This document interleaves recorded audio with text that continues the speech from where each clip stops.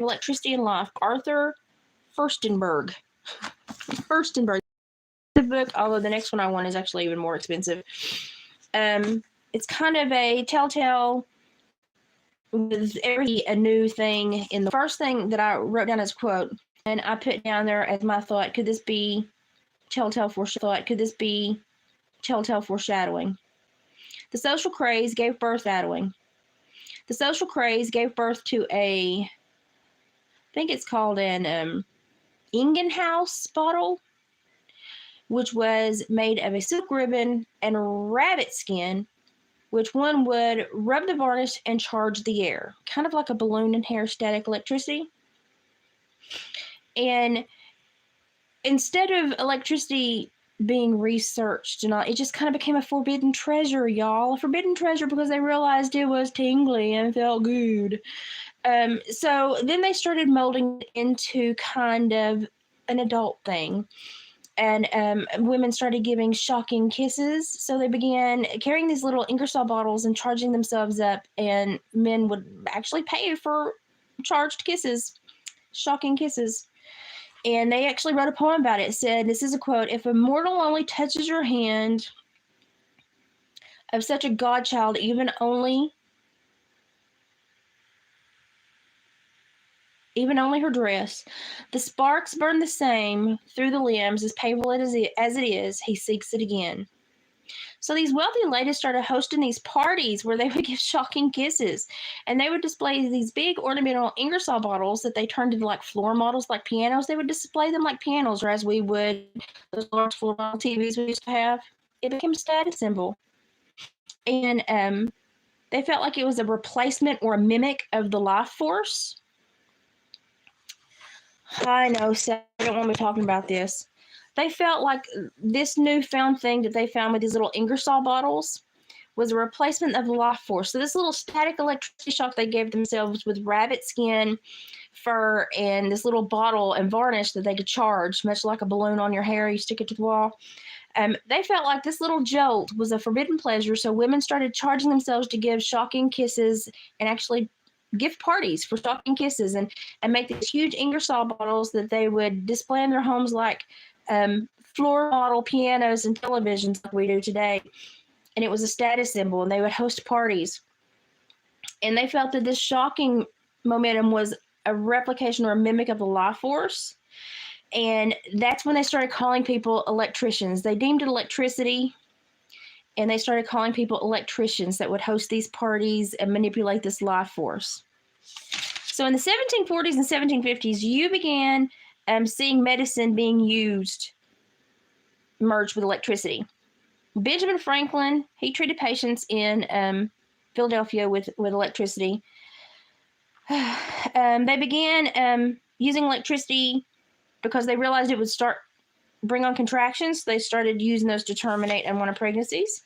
And they labeled this treatment as, amenorrhea. And then farmers picked up on it in the late 17th, in the late 18th century. I can't count. So after 1740s and 50s and the medical craze, then it started to be used in more normal stuff. So planting and stuff like that.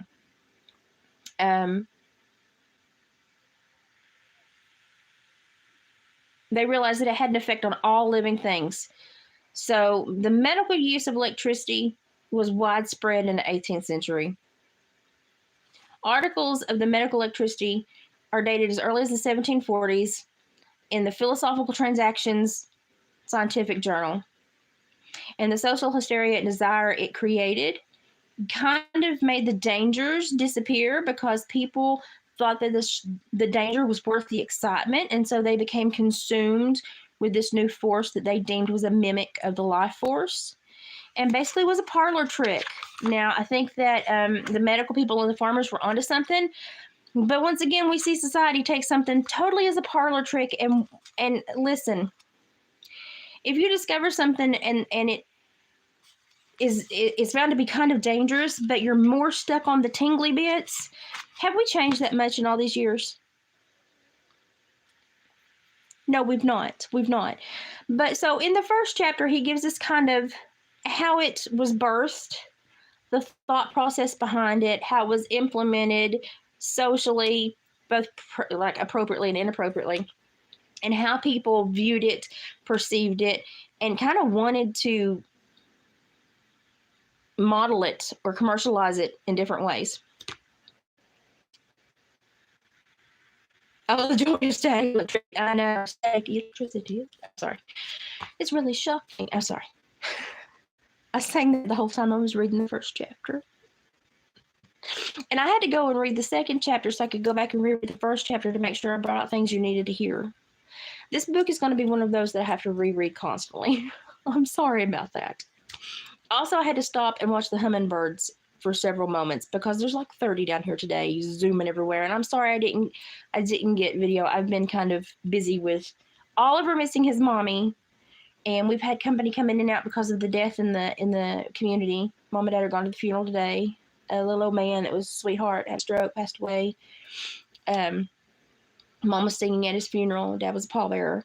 And so we've just had a weird day. But I've been here to watch Oliver and kind of do some studying and have some quiet days and to receive the food that people bring in because they're going to a community dinner later. So they're going to tote the food. So it's been a quiet day, and I've got to do quite a bit of research and reflection.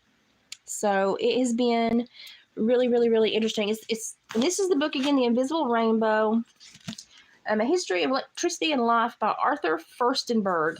And so, listen, guys, I'm only a few chapters in, and this sucker's going to be one that, like I said, I'm going to have to reread it, read another chapter, go back and reread the chapter before it to make sure I pull out the stuff that needs to be spoken about. It's just every 3 sentences I'm writing something down. I was going to highlight until I realized I was just going to highlight the whole book. So I started just doing my notes the way I do my notes. So we just started with our notes again, doing our notes and bullet points and stuff. So this is going to be something that we're just going to do little videos that are easily digestible. But it seemed like they found something that went, ba-ding, oh, and they turned it into something naughty before they turned it into something useful. I think that speaks volumes for humanity. I think we do that with everything. I think that is where a lot of people's brains go, minds go. And it kind of shows that while we've changed a lot, we haven't in many ways.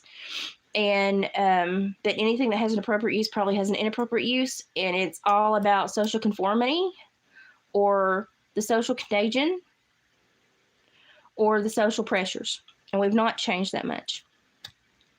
So that's kind of what I've gleaned from it right now. Is like, we've changed, but we've not changed. Although I will say that the experimentation and stuff and the level of discourse between the people back in that time seemed to be much more rooted in formality.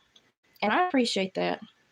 Even though I'm not a very formal person, I do appreciate that when it comes to reading literature and sorting through logistics and statistics and research data. I appreciate that they kept a formality about it to where it's easy to digest and understand how important it was to certain people. So the medical field was onto something. Society was onto something else. Never the twain shall meet, and it seems we're still stuck there. So the more I learn, the more I realize that we maybe haven't learned anything at all. Shocking revelation? Ha ha ha. No. So that's what I've learned from the first chapter. I'm sure the following chapters would be much more thick with knowledge. That sounded bad to say that. But I had to go back and pull out what I thought was most important to do the basis. So the foundation, electricity was being used in the medical field in the 1740s and 50s routinely. By the end of the 1700s, Benjamin Franklin was not the end-all be-all in electric. It was being used well before him, and he brought it over and used it in the Philadelphia area. And it was a social contagion and parlor trick for many years before that. And Oliver just saw the car go by, and now he's going to cry. So that's where we are. Chapter 2 probably tomorrow. I'm going to go deal with the geriatric blind chihuahua that just saw a flash from the window. Y'all have a great day. This book's going to be a booger. Ooh. Okay, may do that. Thank you for the suggestion. I've also got another book I'm trying to purchase, but it's like $70. But we'll get there. Okay. Got to take the chihuahua. He's going to have a heart fit. Okay. More tomorrow. Bye, guys.